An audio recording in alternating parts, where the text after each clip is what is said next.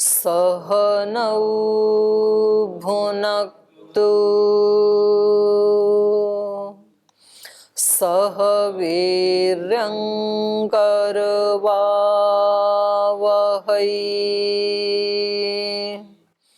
तेजस्विनावधीतमस्तु मा विद्विषावहै। ओम शांति शांति शांति। न्याय दर्शन का प्रथम अध्याय हम पढ़ रहे हैं और न्याय दर्शन की शैली है कि पहले ये उद्देश्य करते हैं, फिर उसका लक्षण बताते हैं, फिर पदार्थों की परीक्षा करते हैं। तो प्रथम सूत्र में इन्होंने उद्देश्य किया 16 पदार्थों का, और फिर प्रथम आह्निक में निर्णय पर्यंत जो 9 पदार्थ थे उनका लक्षण बताया, और अब द्वितीय आह्निक में फिर 10 नंबर पदार्थ से निर्णय के बाद आता है वाद। यहाँ से इस पूरे पाद में फिर 16 पदार्थों का लक्षण बताएंगे और फिर इनकी परीक्षा शुरू होगी। तो निर्णय के बाद वाद का नंबर आता है, तो कह रहे हैं ये इसकी भूमिका बनाते हुए कह रहे हैं तिस्रः कथा भवन्ति। 3 प्रकार की कथा होती हैं। वादो जल्पो वितंडो चैति। यहाँ वादौ की जगह वादो कर लेना, वाद जल्प और वितंडा। तो 3 ढंग हैं कथा के। सबसे ऊपर जो वादौ लिखा है ना, इसको वादो कर लेना, वादह है ये, उसको हसी जैसे वो हो रहा है। तो सूत्र बोले ता सामुन 3 प्रकार की जो कथाएं हैं उनमें वाद किसको कहते हैं? तो कहा प्रमाण तर्क साधनोपालंभः सिद्धांत विरुद्धः पंचावयवोपपन्नः पक्ष प्रतिपक्ष परिग्रहो वादः। यहाँ पंचावयवोपपन्न में प लगा लेना, व के बाद उपपन्न आएगा, व की जगह प कर लो, पंचावयवोपपन्न। तो प्रमाण तर्क साधन और उपालंभ।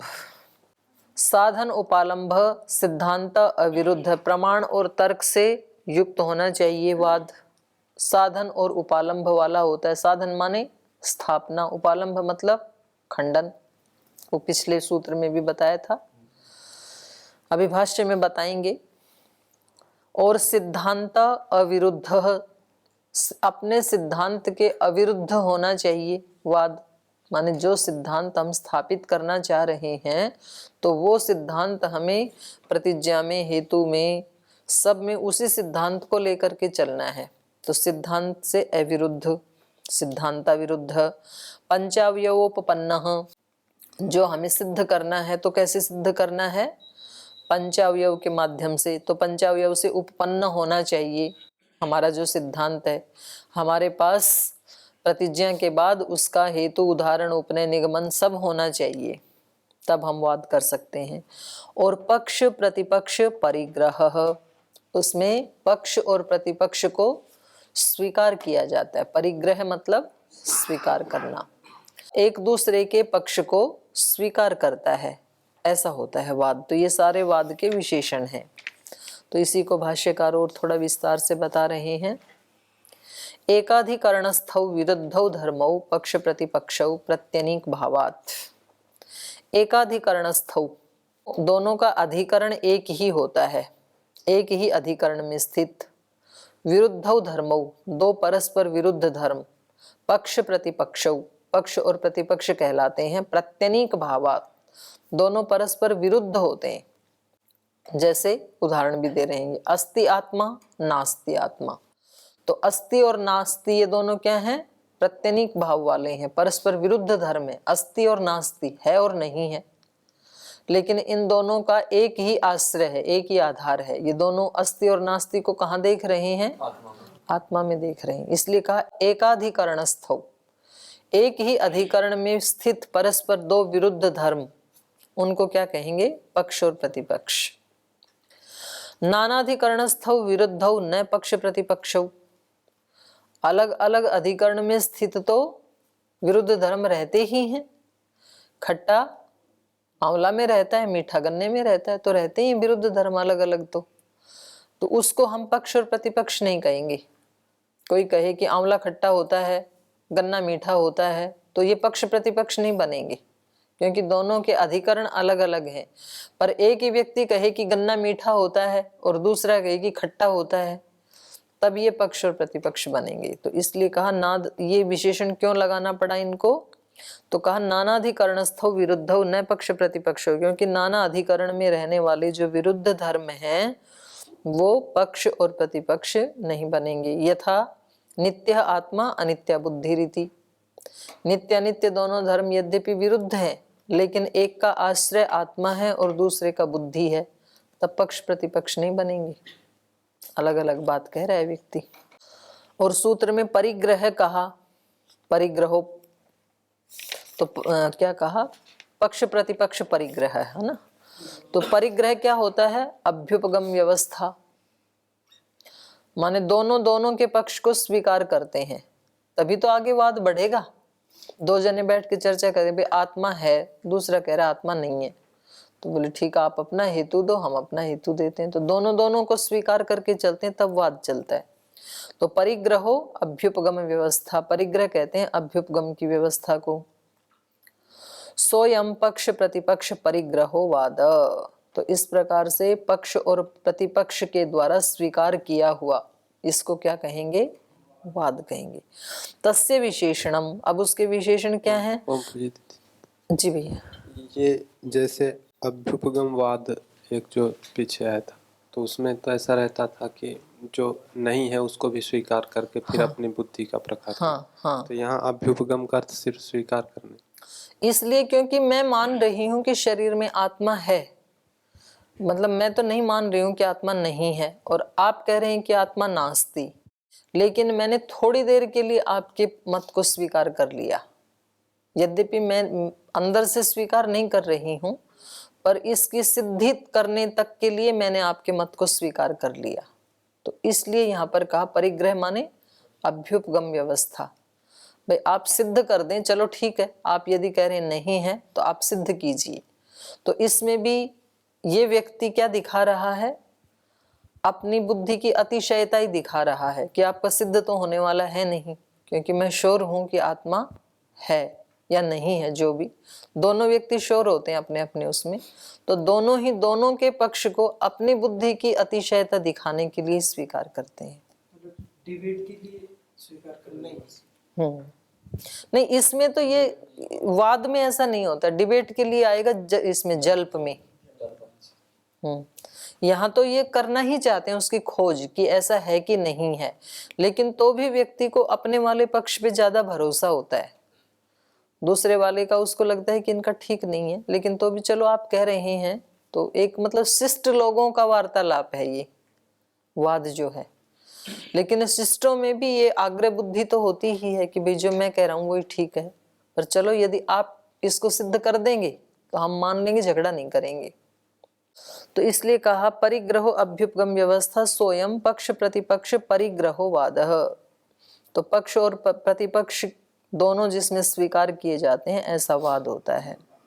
तस्य विशेषणम, अब उसके विशेषण बता रहे हैं। प्रमाण तर्क साधनोपालंबः, प्रमाणैः तर्केण च साधनम उपालंभश्च अस्मिन् क्रियते इति। प्रमाण और तर्क के द्वारा अपने पक्ष का साधन और दूसरे के पक्ष का उपालंभ खंडन जिसमें किया जाता है, ऐसा वाद होता है। तो ये उसके विशेषण हो गई। साधन मतलब साधनम स्थापना, अपने पक्ष की स्थापना की जाती है, और उपालंभः प्रतिषेधः, दूसरे के पक्ष का खंडन किया जाता है। तौ साधनोपालंभौ उभयोरपि पक्षयोः व्यतिसक्तावनुबद्धौ च यावद् एको निवृत्तः एकतरो व्यवस्थितः इति निवृत्तस्य उपालंभो व्यवस्थितस्य साधनम इति।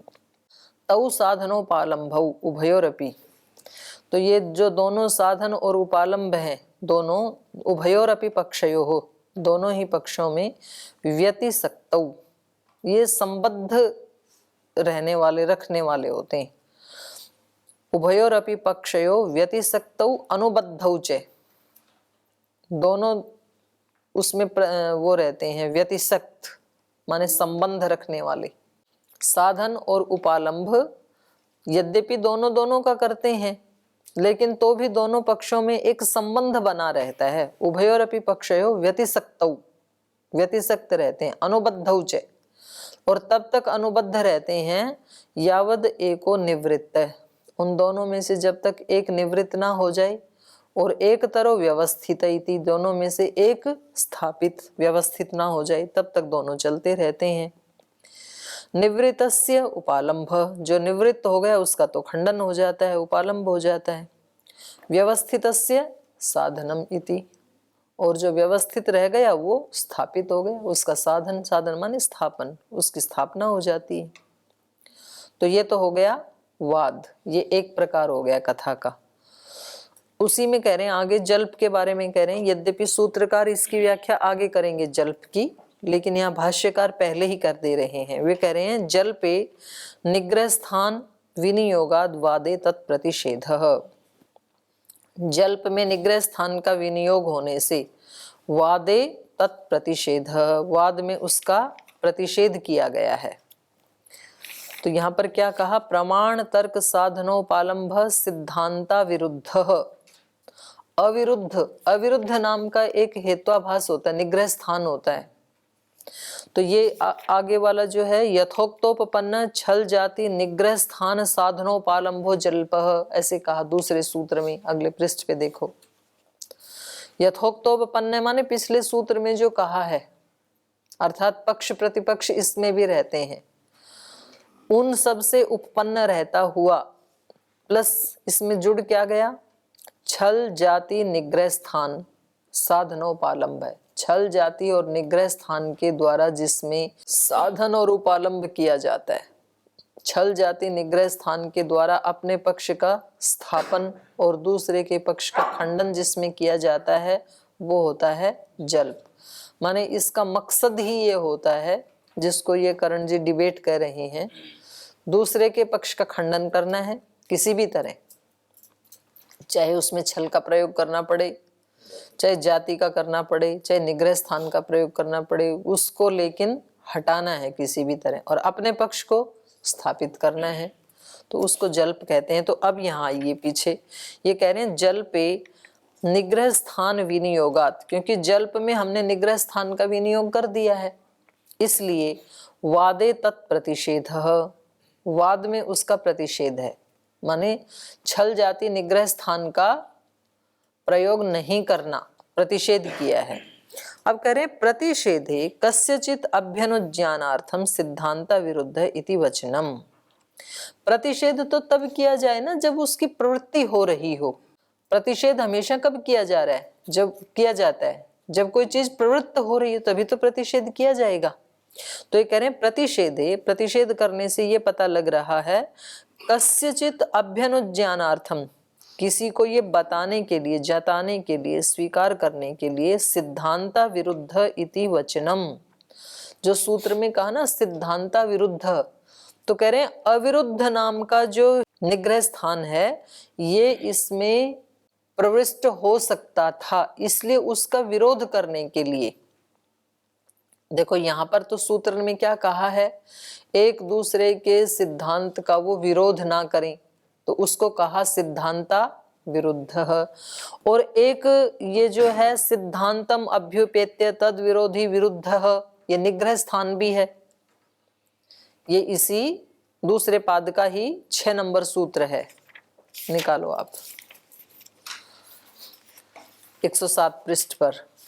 सिद्धांतम अभ्युपेत्य तद विरोधी विरुद्ध, सिद्धांत को स्वीकार करके उसका विरोधी हेतु दे देता है व्यक्ति, तो उसको हेत्वाभास कहते हैं, और इस हेत्वाभास का नाम है विरुद्ध नाम का हेत्वाभास।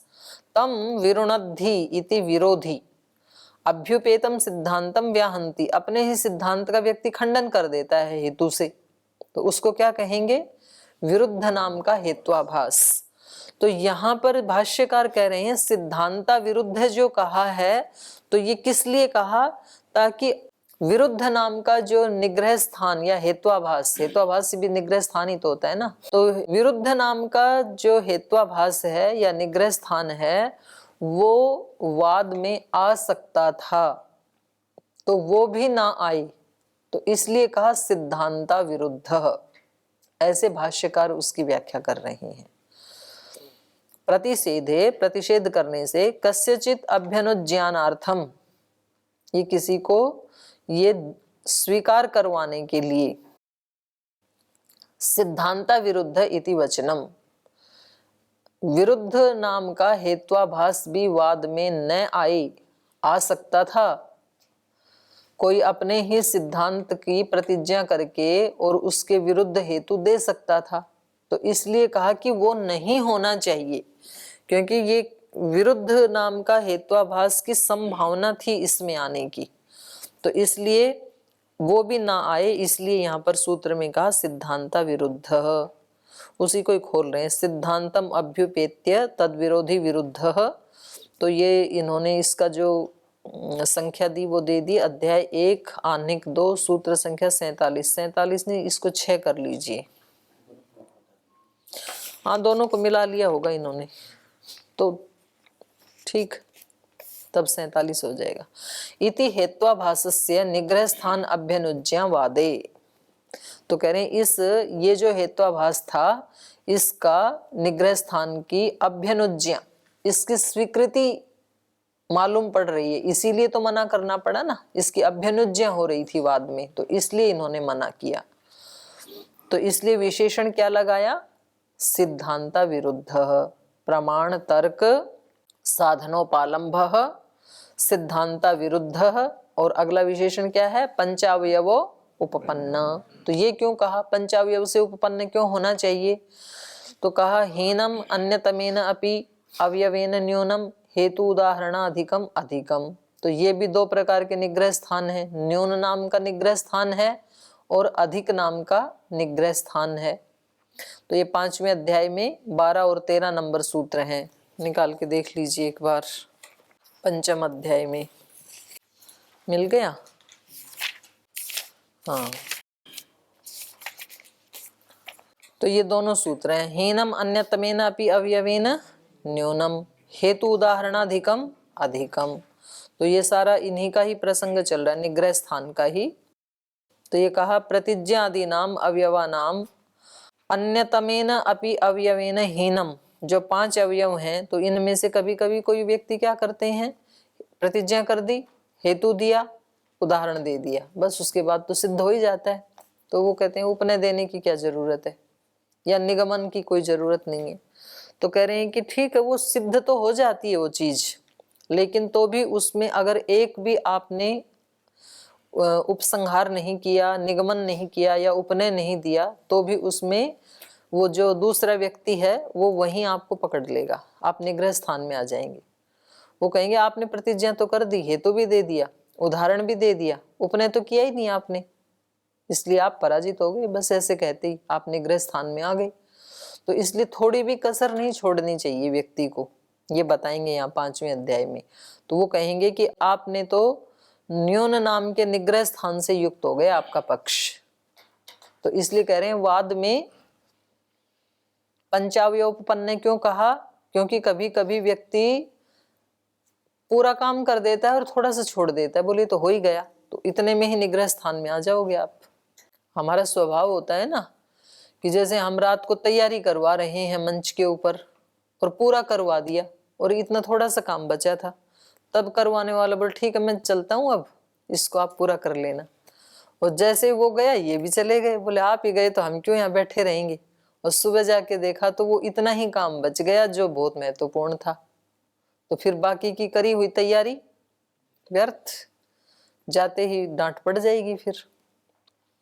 तो थोड़ा भी उसमें निग्रह स्थान के लिए न्यूनता नहीं छोड़नी चाहिए, इसलिए यहाँ पर वाद में कहा पंचावयोपपन्न। और दूसरा अधिकता हो सकती है, हेतु उदाहरणाधिकम अधिकम, एक हेतु के बजाय 2 हेतु दे दिए, एक उदाहरण की बजाय 2 उदाहरण दे दिए तो आप निग्रह स्थान में आ जाएंगे। क्योंकि कई बार व्यक्ति अपने आप को ज्यादा दिखाने के लिए, अपनी ज्यादा सफाई देने के लिए क्या करता है, आवश्यकता से ज्यादा हेतु या उदाहरण दे देता है। तो ऐसे में पुलिस में फंस जाते हैं व्यक्ति। पुलिस के सामने बोलने में ना, या जज के सामने, वकील के सामने बोलने में बहुत सावधान रहना होता है, या मीडिया के सामने भी ऐसे होता है। आपने एक शब्द भी ज्यादा बोल दिया ना, यदि तो बोला तो था आपने अपनी बात को पुष्ट करने के लिए, वो उसी को पकड़ के फंस जाओगे आप। तो ऐसा वाद में भी होता है। उस वाद के जो जज होते हैं वो कहते हैं भाई आपके पक्ष में मतलब ऐसी क्या न्यूनता थी, आपको ये और क्यों कहना पड़ा, इसका मतलब पहले वाला हेतु आपका कुछ वीक था, आपको इसके लिए 2 उदाहरण क्यों देने पड़े, पहले वाला कुछ कमजोर था क्या। तो उसी को पकड़ लेंगे। अब वो दूसरे का बेचारा वो करता रहे क्लेरिफिकेशन, और फिर उसमें कहीं ना कहीं फंस जाएगा तो निग्रह स्थान में आ जाएगा। तो ना अधिक होना चाहिए ना न्यून होना चाहिए वाद में, इसलिए क्या कहा, पंचावयवोपपन्न।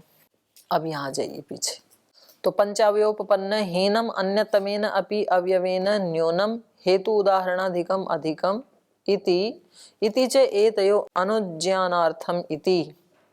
तो ये जो दोनों प्रकार के यहाँ ऐसे कर लो, इति च एतयो अभ्यनुज्ञानार्थम, ये इसको थोड़ा ठीक कर लो, अन्य अनुज्ञानार्थम की जगह इति च एतयो अभ्यनुज्ञानार्थम, इन दोनों को जनाने के लिए कि ना न्यूनता होनी चाहिए और ना अधिकता होनी चाहिए, इसलिए यहाँ पर रखा। अवयवेषु प्रमाण तर्कांतर भावे पृथक प्रमाण तर्क ग्रहणम साधनोपालंभ व्यतिशंग ज्ञापनार्थम। अब कह रहे हैं अवयवों में, ये अवयवेषु च प्रमाण तर्क अंतर्भावे, अगला विशेषण क्या दिया था, प्रमाण तर्क साधनोपालंभ सिद्धांत विरुद्ध पंचावयोपपन्न पक्ष प्रतिपक्ष परिग्रह, ये तो पहले ही कह दिया। अब एक अलग बात कह रहे हैं, ये प्रमाण और तर्क में, क्योंकि तर्क भी प्रमाण के अंतर्गत ही आ जाता है ना, तो अलग से दोनों को कहने की आवश्यकता नहीं थी ना, तो वही कह रहे हैं प्रमाण तर्कांतर भावे, प्रमाण के अंतर्गत ही तर्क आ जाता है, इसलिए पृथक प्रमाण तर्क ग्रहणम, अलग से प्रमाण और तर्क दोनों का ग्रहण क्यों किया, तो अलग इसलिए किया कि प्रमाण तर्क ग्रहणम साधनोपालंभ व्यतिसंग ज्ञापनार्थम। व्यतिसंग ज्ञापनार्थम माने एक तो प्रमाण पंचावयव के अंतर्गत आ ही जाते हैं, तो पंचावयोपपन्न कह दिया था तो प्रमाण आ ही गए थे ना, और फिर अलग से प्रमाण कहना था तो फिर तर्क भी उसके साथ क्यों कहा, प्रमाण प्रमाण ही कह देते। तो कह रहे हैं कि कुछ निर्णय केवल प्रमाण से ही हो जाते हैं, कुछ निर्णय तर्क से ही हो जाते हैं। जैसे पंचावयोपपन्न कहने की जरूरी नहीं है कि सब चीजों में, ये तो पीछे भी आया था ना जब हमने अवयव के बारे में पढ़ा, कि सब चीजें अब पंचावयव के माध्यम से ही सिद्ध हों, ऐसा नहीं है। जैसे हम प्रत्यक्ष चीज को देख रहे हैं तो ये हमारे लिए प्रत्यक्ष प्रमाण से ही निर्णय हो गया ना, सिद्ध हो गया, तो यहाँ पर वाद करने की जरूरत ही नहीं है। वही कह रहे हैं प्रमाण तर्क ग्रहणम, प्रमाण और तर्क का ग्रहण इसलिए किया कि साधनोपालंभ व्यतिसंग ज्ञापनार्थम, प्रमाण और तर्क से भी साधन और उपालंभ हो जाता है, केवल प्रत्यक्ष प्रमाण से भी अपने पक्ष का साधन और परपक्ष का उपालंभ हो जाता है। कभी कभी तर्क से भी अपने साधन का स्थापन, अपने पक्ष का स्थापन, साधन और परपक्ष का उपालंभ हो जाता है, ये बताने के लिए। व्यतिसंग मतलब संबंध, साधनोपालंभ व्यतिसंग ज्ञापनार्थम, अन्यथा उभौ अपि पक्षौ स्थापना हेतुना प्रवृत्तौ वाद इति स्यात्। नहीं तो क्या होता, अन्यथा उभौ अपि पक्षौ, दोनों ही जो पक्ष हैं, स्थापना हेतुना प्रवृत्तौ, जो अपने स्थापना के हेतु से प्रवृत्त हुए हैं, वो दोनों ही वाद कहलाते। माने केवल अपने अपने पक्ष को आपने स्थापित कर दिया तो इतने मात्र से वो कथा वाद नहीं कहलाएगी, उसमें आपको प्रमाण भी तो देने पड़ेंगे ना, तर्क भी तो देने पड़ेंगे। तो इसलिए उसको बताने के लिए मात्र आपने अपनी बात की, मैंने अपनी बात कही, तो इससे हम दोनों का बात जो है वो पक्ष और प्रतिपक्ष के रूप में स्थापित नहीं होंगे। तो उसके साथ साथ आपको प्रमाण तर्क आदि भी देना पड़ेगा। अन्यथा उभौ अपि पक्षौ स्थापना हेतु न प्रवृत्तौ वाद इति स्यात्, दोनों ही पक्ष अपनी अपनी बात का स्थापना करके वाद कहलाने लगते। और एक तो ये हेतु हो गया प्रमाण और तर्क को ग्रहण करने का। दो हेतु हैं प्रमाण और तर्क को यहाँ विशेषण बनाने के। एक हेतु केवल मात्र अपने अपने पक्ष की स्थापना से दो व्यक्तियों की बातें कथा या वाद नहीं कहलाएंगी, पक्ष और प्रतिपक्ष वो नहीं बन पाएंगे, इसलिए प्रमाण और तर्क का ग्रहण किया कि आगे उनको प्रमाण और तर्क का भी प्रयोग करना है। एक बात। अंतरेणापि च अवयव संबंधम प्रमाणानि अर्थम साधयन्ति इति दृष्टम। और दूसरी बात यह है प्रमाण और तर्क का ग्रहण करने की कि अंतरेणापि च अवयव संबंधम, पंचावयव का संबंध नहीं है किसी अर्थ को सिद्ध करने में। प्रमाणानि अर्थम साधयन्ति, केवल प्रमाण ही अर्थ को सिद्ध कर देता है। जैसे प्रत्यक्ष प्रमाण ही, जैसे मैंने अभी बोला ना, जिस चीज को मैं सामने देख रही हूं तो अब इसमें मेरे को पंचावयव की आवश्यकता नहीं है, तो इसलिए यहां पर ग्रहण किया प्रमाण का। प्रमाणानि अर्थम साधयन्ति, प्रत्यक्ष प्रमाण आदि ही अर्थ को सिद्ध कर देते हैं। इति दृष्टम, ऐसा देखा जाता है। तेन कल्पेन अपि साधनोपालम्भौ वादे भवत। तेन कल्पेन केन कल्पेन, प्रत्यक्षादि प्रमाणेन, प्रत्यक्षादि प्रमाणों के माध्यम से भी अर्थ की सिद्धि हो जाती है। तेनापि कल्पेन साधनोपालम्भौ वादे भवत, अपने पक्ष का स्थापन और दूसरे के पक्ष का खंडन। मैं कह रही हूं कि ये तो हरा है वृक्ष और आप कह रहे हैं कि पीला है, तो यहाँ केवल प्रत्यक्ष, बोले भाई चलो प्रत्यक्ष जाकर के देख लेते हैं यज्ञशाला के पास या रिकॉर्डिंग रूम में चल के देख लेते हैं। किसी ने कहा कि वो दीदी के सामने जो फूल रखे थे उसमें सबसे ऊपर पीला था, किसी ने कहा बोले पीला नहीं लाल था, तो फिर यहाँ करके देख लिया। दो पक्ष थे ना, यहाँ के देखा तो पीला ही था ऊपर, तो एक के पक्ष का खंडन हो गया, एक के पक्ष का स्थापन हो गया। तो कह रहे हैं तेन कल्पेन साधनोपालम्भौ वादे भवत इति ज्ञापयति, प्रमाण और तर्क का ग्रहण यहाँ पर ये ज्ञापित करता है कि इस विधि से भी, माने बिना पंचावयव के, केवल मात्र किसी एक प्रमाण से या तर्क से भी पक्ष का, अपने पक्ष का साधन और दूसरे का उपालंब हो जाता है वाद में, कथा में। छल जाति निग्रह स्थान साधनोपालंभो जल्प इति वचनाद विनिग्रहो जल्प इति मा विज्ञाई। छल जाति निग्रह स्थान, इनके द्वारा साधन और उपालंभ, ये जल्प में कहा है, अगले ही सूत्र में कहा ना, तो इसलिए कह रहे हैं इति वचनाद, वहां पर इनका ग्रहण करने से विनिग्रहो जल्प इति मा विज्ञाई, माने केवल ये छल जाति निग्रह स्थान जल्प में ही आते हैं, इति मा विज्ञाई, ऐसे नहीं जानना चाहिए। आवश्यकता पड़ने पर, किसी अर्थ की सिद्धि करने पर आपद धर्म के रूप में ये वाद में भी प्रयोग किए जा सकते हैं। छल जाति निग्रह स्थानोपालंभ एवं जल्प, और ये भी नहीं जानना चाहिए कि जल्प हमेशा छल जाति निग्रह स्थान से ही स्थापन और उपालंभ किया जाता है, ऐसा भी नहीं मानना चाहिए। उसमें प्रमाण तर्क साधनोपालंभो वाद एव इति मा विज्ञाई, और प्रमाण तर्क के द्वारा साधन और उपालंभ वाद में ही होता है, ऐसा भी नहीं जानना चाहिए।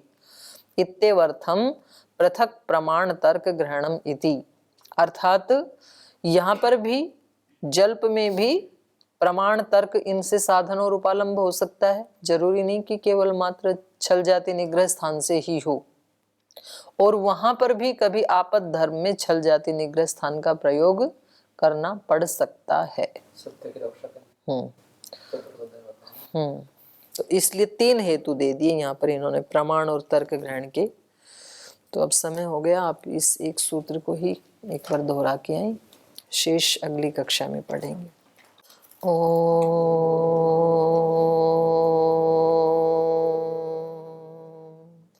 शांति शांति शांति। श्री गुरुभ्यो नमः।